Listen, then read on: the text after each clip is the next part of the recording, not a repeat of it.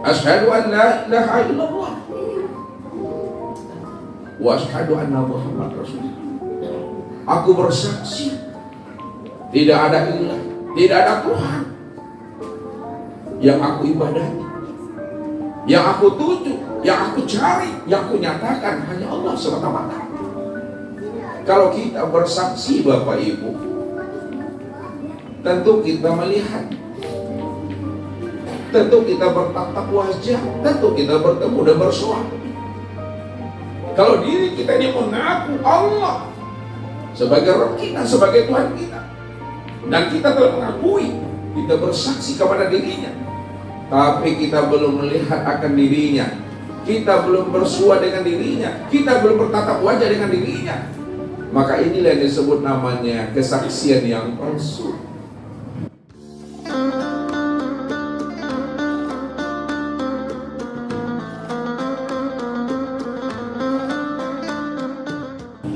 Assalamualaikum warahmatullahi wabarakatuh. Alhamdulillahirabbil alamin, hamdan wa syukran lillah. Wassalatu wassalamu ala sayyidina Muhammadin nabiyyi sayyidil mursalin wa ala alihi wa sahbihi rasulillahi ajma'in. Wa qala Allah ta'ala fil Qur'anil Karim, a'udzu billahi minasyaitonir rajim, bismillahirrahmanirrahim. Walamma ja'a Musa limiqatina wa kallamahu rabbuhu qala rabbi arini anzur ilaika qala lan tarani walakin anzur ilal jabali fa in istaqarra makanahu fasawfa tarani. Walamma tajalla rabbuhu lil jabal ja'alahu dakka wa khara Musa sa'iqa falamma afaqa qala subhanaka tubtu ilaika wa ana awwalul mu'minin. Bapak Ibu, saudara dan anak-anak kami jamaah tauhid yang dirahmati Allah, baginda Rasul Nabi Muhammad sallallahu alaihi wasallam senantiasa memberikan nasihat dan pandangan bagi umat ini, bagaimana umat ini mampu hati dan jiwanya memandang Allah pada segala yang wujud pada alam dan pada dirinya, sebagai bentuk rasa rindu, rasa mahabbah, rasa cinta dan sayangnya beliau kepada umat ini. Apa kata baginda Rasul? Man nazara ila sayyin ma lam yarallaha bihi fahuwa batil. Barang siapa yang mampu melihat kepada sesuatu lalu dia tidak mampu memandang Allah yang nyata pada segala sesuatu, maka itulah pandangan yang batal. Pandangan yang batal itu adalah pandangan yang tidak bernilai ibadah, pandangan yang tidak membawa faedah dan hikmah buat dirinya. Ini maknanya, pandangan yang batal itu sebenarnya adalah pandangan yang berdosa. Di mana letaknya pandangan yang batal itu adalah pandangan yang berdosa, yang tidak bernilai hikmah, faedah dan ibadah bagi dirinya. Karena dia tidak mampu mengenal dan memahami akan kezahiran dan kewujudan Allah pada alam dan pada dirinya. Padahal segala sesuatu ini sebenarnya adalah ainullah, tempat nyatanya kita memandang Tuhan. Maka orang-orang yang demikian, kata Allah, yang tidak mampu mengenal akan diri, yang tidak mampu melihat, memandang akan kezahiran diriku, kata Allah, maka itulah orang-orang yang tersesat, orang-orang yang buta, kata Allah. Apa kata Allah? Wa man kana fi hazil a'ma bahwa fil akhirati a'ma wa adalun sabila. Barang siapa yang tidak mengenal aku, tidak menyaksikan aku, tidak melihat akan kewujudan dan kezahiran aku di alam dunia ini, maka di akhirat dia juga tidak akan pernah mampu mengenal aku. Dia tidak akan pernah mampu menyaksikan dan melihat akan kewujudan diriku, kata Allah. Wa adallu sabila. Maka mereka lah orang-orang yang tersesat. Lalu bagaimana kita, Bapak Ibu, tidak dicap oleh Allah sebagai orang-orang yang tersesat? Maka di alam dunia inilah kita mesti mampu mengenal dan memahami akan rahasia hidup ini sebenarnya. Bahwa rahasia hidup kita ini sebenarnya bagaimana kita bisa berma'rifatullah, bisa kita mengenal Allah. Kalau kita bisa berma'rifatullah, mengenal Allah, rahasia mengenal Allah itu mesti sampai kepada penyaksian, sampai kepada melihat dan menyaksikan akan kezahiran Allah pada alam dan pada dirinya. Inilah orang-orang yang mampu memahami akan rahasia Allah pada sekalian alam dan pada dirinya ini, sehingga hidupnya senantiasa menjadi rahmatan lil alamin dan rahmatan lil alamin. Namun jikalau kita tidak mampu mengenal dan menyaksikan kewujudan Allah pada alam dan pada diri kita ini, maka bagaimana mungkin kita akan mampu pula memulangkan akan rahasia diri ini kembali kepada Allah dalam keadaan selamat? Maka orang yang tidak mampu memulangkan dan mengembalikan dirinya kepada Allah dalam keadaan selamat, karena hati dan jiwanya itu buta, kata Allah, maka inilah orang yang rugi dan orang-orang yang celaka. Maka sebagai bukti dan cinta kasih sayangnya Rasul kepada kita, sebagai uswatun hasanah, bagaimana kita selamat dunia, selamat akhirat, maka Allah telah menurunkan uswatun hasanah bagi diri kita ini yang mesti kita ikuti dan mesti kita teladani. Bagaimana cara kita bermakrifat, cara kita melihat, cara kita menyaksikan akan kewujudan Allah itu. Maka ambillah hikmah dan pelajaran. Ikutilah Nabi, ikutilah Rasul, karena mereka lah uswatun hasanah dalam hidup ini, contoh yang terbaik bagi diri kita dalam urusan dunia, dan contoh yang terbaik bagi diri kita untuk mengenal dan menyaksikan Allah itu. Tapi kalau kita tidak mampu mengambil hikmah dan iktibar untuk menjadikan Rasulullah sebagai uswatun hasanah, teladan buat diri kita, kita hanya mampu memandang yang zahir saja dari kehidupan dunia, tapi kita tidak mampu memandang yang batin dan kehidupan akhir, maka kita ini termasuk orang-orang yang lalai, kata Allah. Inilah pandangan iblis.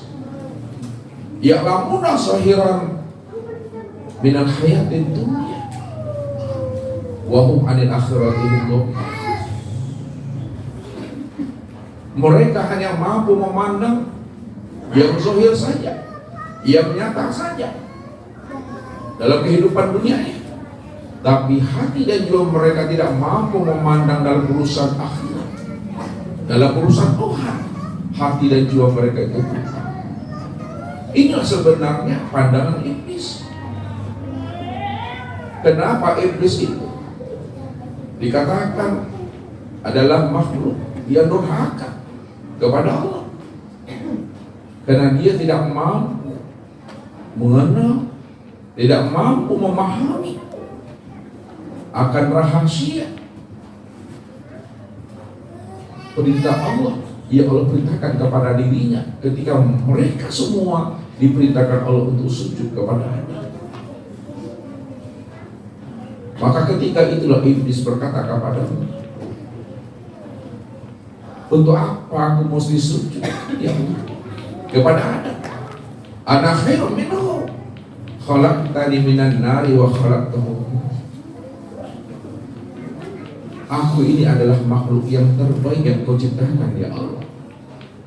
Engkau jadikan aku ini daripada unsur api, dan Adam engkau jadikan daripada tanah. Tentu lebih mulia asal kejadian aku, ya Allah, dibanding daripada Adam yang kau ciptakan daripada tanah. Karena mata hatinya buta, tidak mampu memandang kewujudan Allah pada diri Adam. Dia hanya bisa memandang dan melihat Adam itu dari sisi casingnya, dari sisi zahirnya, dari sisi bungkusnya. Padahal jikalau dia mampu memandang rahasia di balik batin Adam itu adalah Allah, maka disitulah dia sebenarnya turut dan patuh, karena dia mampu memandang Allah di balik segala sesuatu pada diri Adam. Maka pantaslah Allah mengatakan bahwa pandangan yang zahir yang tidak mampu memandang aku di balik segala sesuatu itu yang disebut namanya pandangan iblis. Sehingga hati dan jiwanya itu tidak mau taat dan patuh kepada Allah. Inilah yang diingatkan Allah kepada kita semua. Kulin zuru maza fis samawati wal ardh. Lihatlah olehmu apa yang tersembunyi di balik langit dan apa yang tersembunyi di balik bumi. Allah tidak pernah menyampaikan kepada kita ini sebagai hambanya, lihat olehmu langit dan lihat pula olehmu bumi. Kalau Allah memerintahkan kita untuk memandang dan melihat keadaan langit dan bumi, berarti Allah mengajarkan kepada kita memandang yang zahir. Padahal Allah sebenarnya mengajarkan kita memandang yang tersirat di balik yang tersurat. Pandang olehmu di balik langit, maka tampaklah. Pandanglah olehmu di balik bumi, juga pandang tampaklah. Maka pandangan yang ma'rifat itu adalah pandangan yang mampu memandang Allah pada sekalian alam, pada segala sesuatu. Bukankah Allah itu telah nyata dan wujud pada sekalian alam dan segala sesuatu? Maka sebenarnya alam dan segala sesuatu itu, itulah kenyataan diri Tuhan. Maka supaya sampai pandangan kita untuk menilik dan memandang Allah pada segala sesuatu dan pada segala yang wujud ini, maka Nabi memberikan gambaran dan penjelasan buat diri kita ini, supaya kita bisa memandang Tuhan di dalam diri kita ini. Apa kata Rasulullah? Al-qalbu kamislil mir'ah, man nazara fihi tajalla rabbahu. Hati itu, kata Rasulullah, hatinya Bapak Ibu ini seumpama cermin, kata Rasul. Siapa yang mampu memandang ke dalam hatinya, siapa yang mampu menilik ke dalam kalbunya, siapa yang mampu menyenter dan menilai ke dalam ruhaninya, tajalla rabbahu, pasti dia nampak terang, jelas dan nyata akan wujud Allah pada alam dan pada diri. Maka inilah sebenarnya yang ditanyakan oleh Nabi Musa kepada Allah,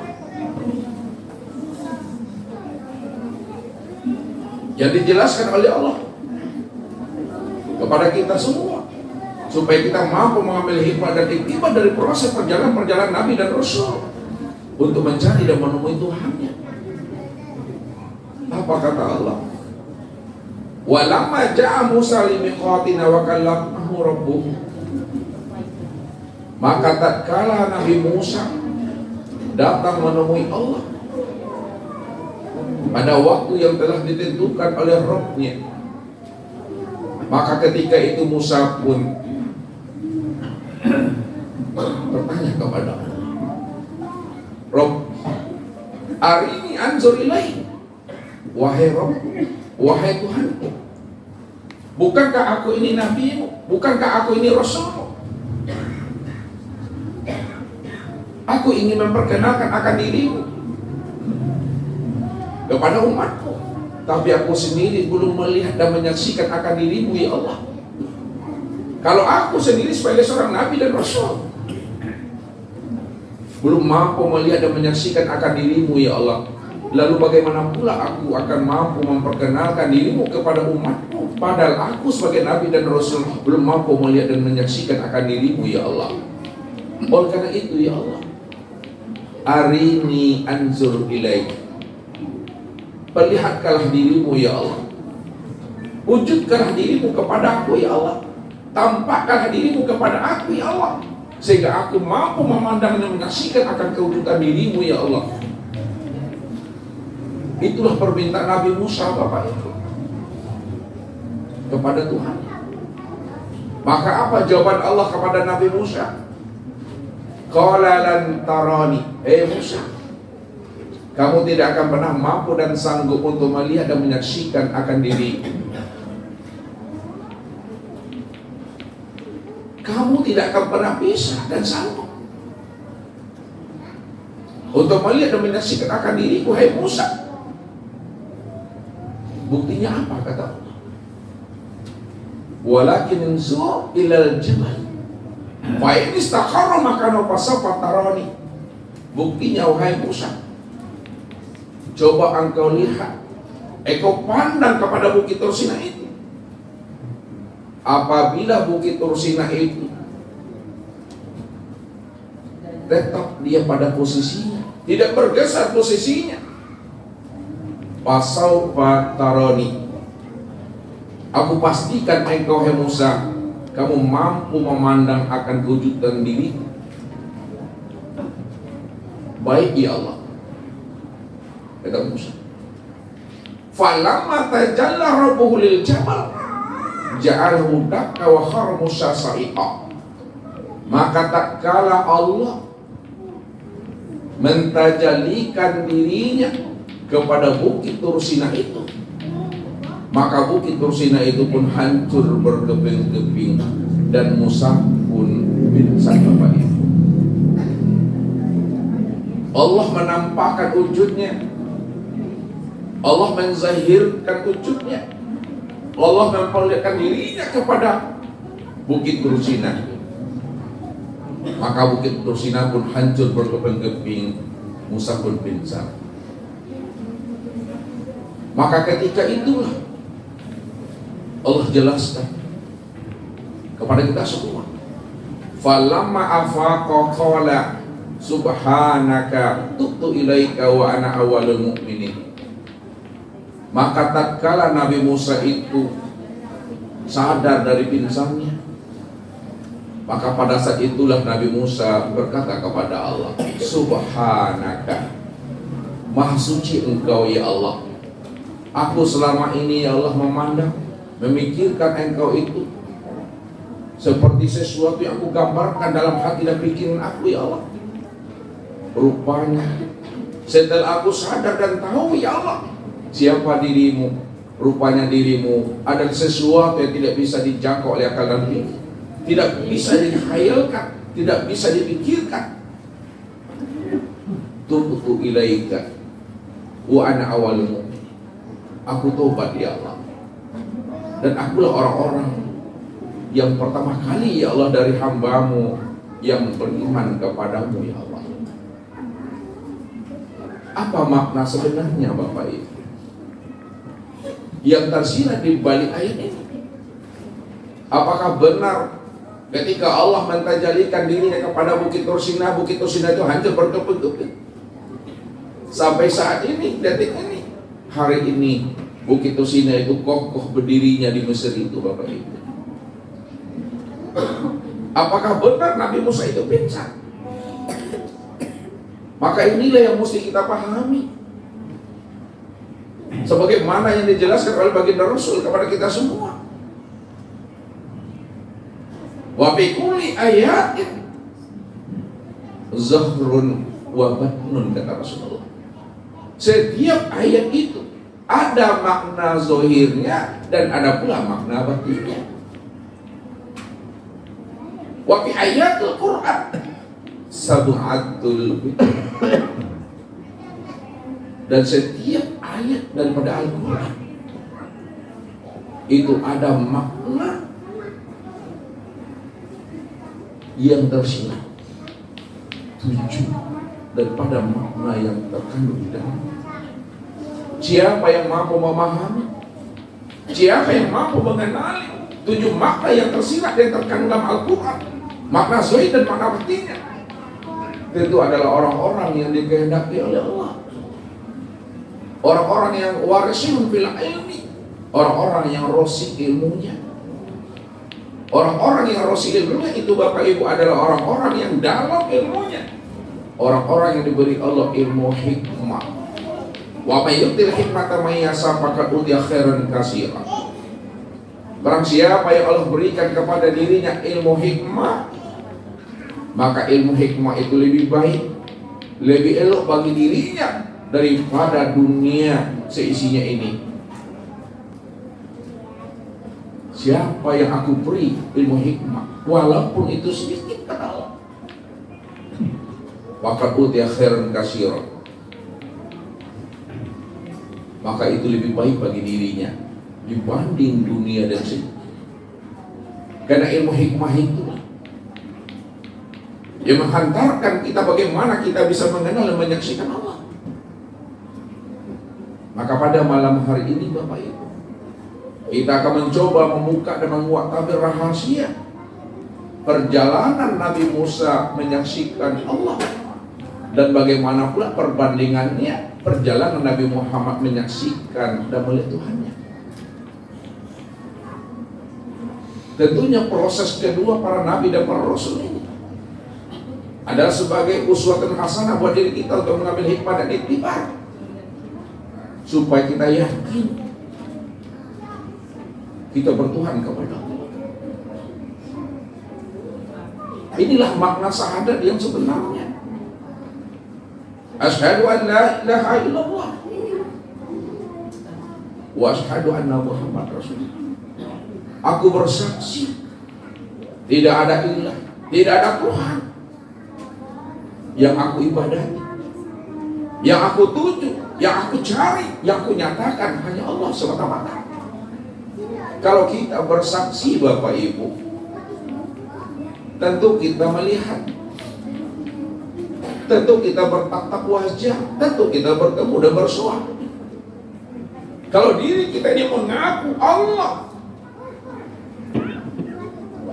sebagai Rabb kita, sebagai Tuhan kita, dan kita telah mengakui, kita bersaksi kepada dirinya, tapi kita belum melihat akan dirinya, kita belum bersua dengan dirinya, kita belum bertatap wajah dengan dirinya, maka inilah yang disebut namanya kesaksian yang palsu.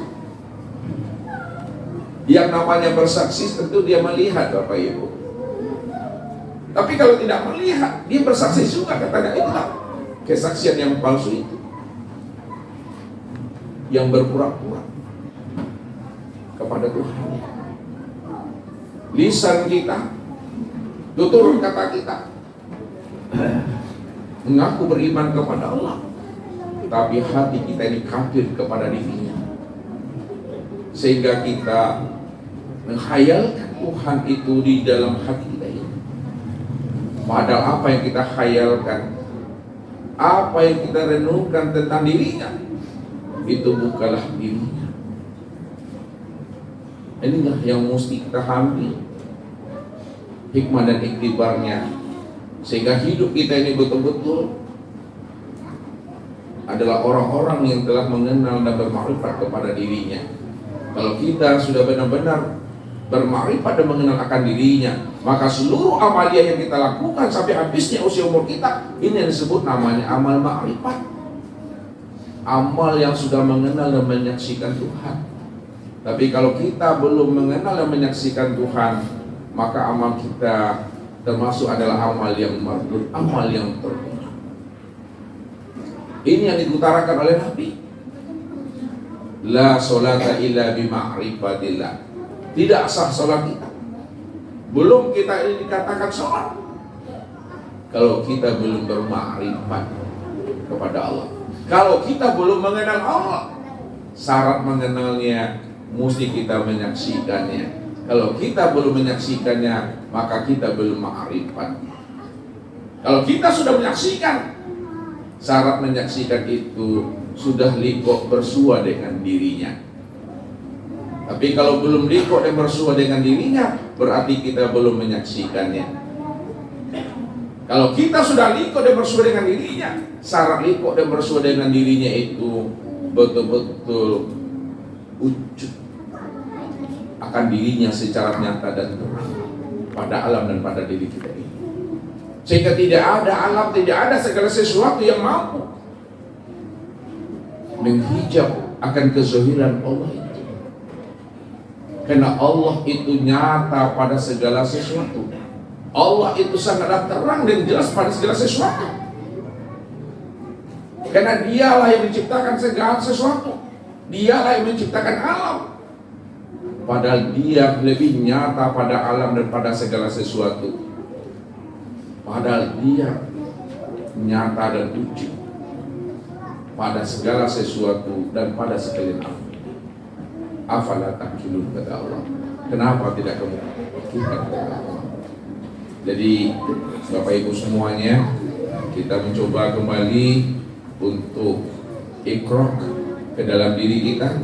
Mudah-mudahan kita ini selalu dibimbing dan dituntun oleh Tuhan kita, bagaimana kita selamat perjalanan kita untuk memulangkan rahasia diri ini kembali kepada dirinya dalam keadaan fitrah dan suci.